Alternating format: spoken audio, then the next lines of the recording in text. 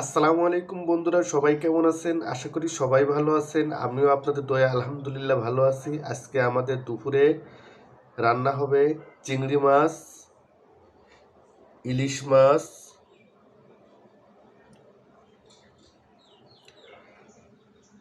আলু দিয়ে। আর এই সবজিটার নাম বিভিন্ন অঞ্চলে বিভিন্ন ধরনের বলে থাকে। আমরা বলি হচ্ছে পুল্লা বা ধুন্দল, আবার অনেক অনেক এলাকায় বলে থাকে এটা হচ্ছে পরশ, কিন্তু আমরা এটা বলি ধুন্দল বা পুল্লা। আপনারা কি বলেন অবশ্যই কমেন্টে জানাবেন।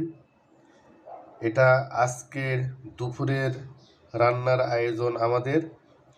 আপনারা সবাই ভালো থাকবেন। আল্লাহ হাফেজ।